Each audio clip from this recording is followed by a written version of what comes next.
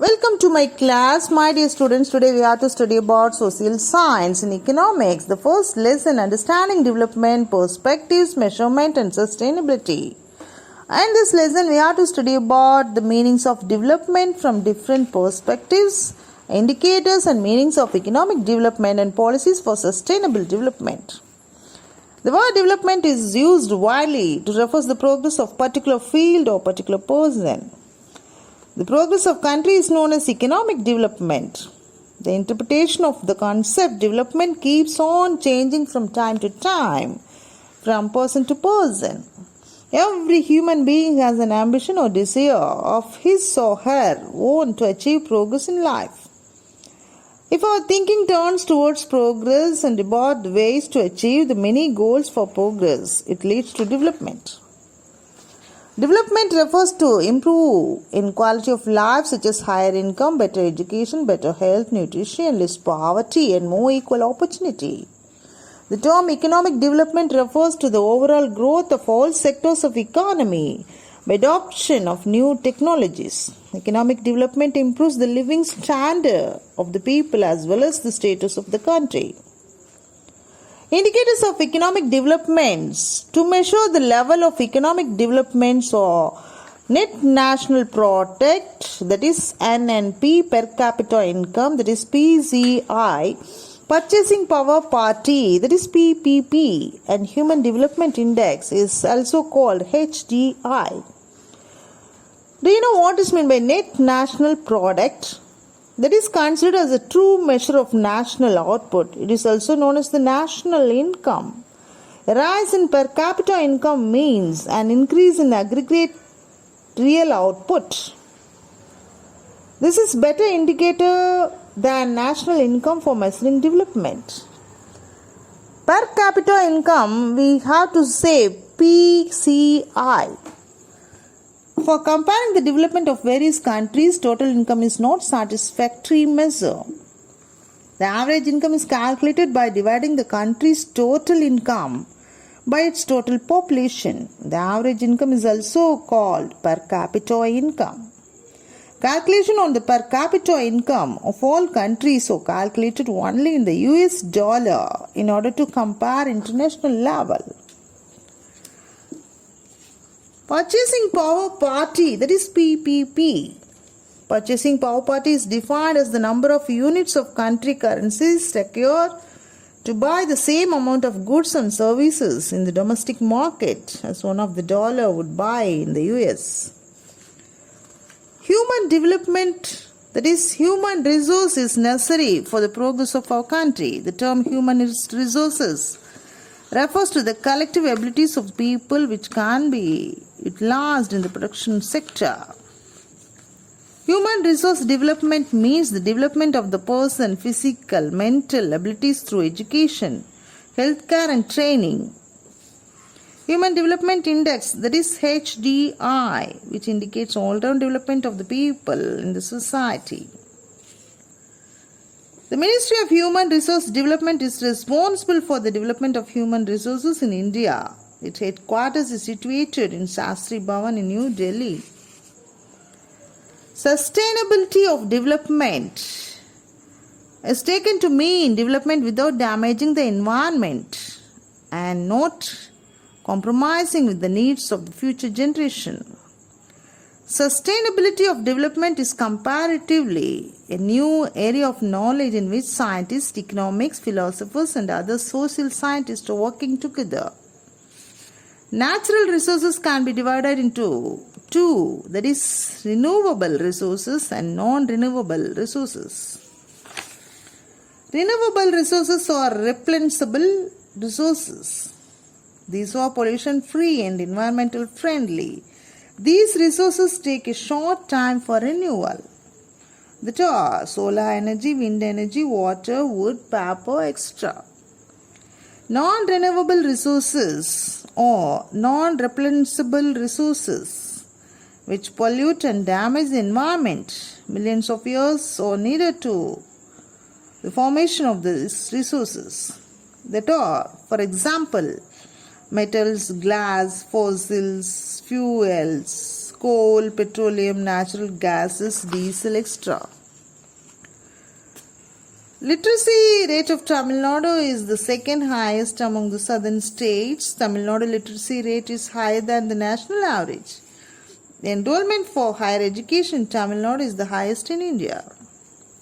To achieve real sustainability, we need a balanced economic and social environmental sustainability in equal harmony. In general, the question of development or progress is continuous. At all times, as a member of society and an individual, we need to ask where we want to go, what we wish to become, and what our goals are. Policies of sustainable developments. Use of non-conventional sources of energy. India depends on thermal and hydropower plants to meet its power needs. Thermal power plants emit large quantities of carbon dioxide which pollute the environment. Solar power in India is the conversion of energy from sunlight into electricity either directly using photovoltaic cells and indirectly using concentrated solar power. Solar panel absorbs the sunlight as the source of energy to generate electricity for our home and offices. Tamil Nadu is one of the leading solar power producing states in India as on 31st July 2017. The total installed capacity in Tamil Nadu is 1697 megawatts. Environmental policies in India have been evolved considerably over the past 3 decades. These policies have covered a wide range of issues such as air, water pollution, water management, and biodiversity conservation. India faces challenges in economic development which has to be achieved within limited sources, minimum externalities, and presence of uncertain climate.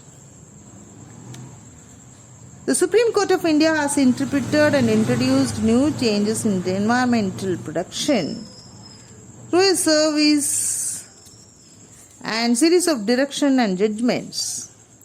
Article 51 AG of the Constitution states that it shall be the duty of every citizen of India to protect and improve natural environment, including forests, lakes, rivers, and wildlife, and to have compassion for living creatures.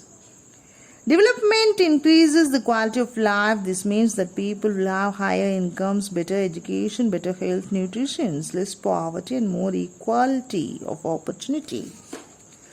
List of environmental acts in India are National Green Tribunal Act, Biological Diversity Act in 2002, the Environmental Protection Act, Forest Conservation Act, Water Prevention and Control of Pollution Act 1974, Wildlife Protection Act 1972. The growth story of Tamil Nadu. Tamil Nadu is one of the states having achieved rapid progress with a relatively short period, despite it started from appalling levels of poverty, deprivation, and inequality. During the short period, Tamil Nadu, much to the concentration or consternation of many economics, initiated bold social programs such as universal midday meal in primary schools, extensive social infrastructure in schools that are health centers, roads, public transport, water supply, electricity connection, and much more. Tamil Nadu has some of the best public service among all Indian states today. Last but not least, there is no evidence that the cultivation of human capability have been at the cost of conventional economic success, such as fast economic growth. Economic growth in turn has enabled these states to sustain and consolidate active social policies. This is an important example of the complementary between economic growth and public support. Here we can see the economic professor Amartya Sen has got the Nobel Prize for his book An Uncertain Glory. Now we have at the end of the lesson, students, once we have go through the recap. Development refers to the progress of a particular field or particular person. Economic development means overall growth of all sectors of the economy. Major indicators of economic development are per capita income, net national product, purchasing power parity, and human development index. Human resources is necessary for the progress of our country. Sustainable development means development should take place without damaging the environment and preserve it for the future. The Wildlife Protection Act 1972 is aimed at protection to wild animals and birds. Thermal power plants emit large quantities. Welcome to my class, my dear students. Today we have to study about social science and economics. The first lesson, understanding development, perspectives, measurement and sustainability.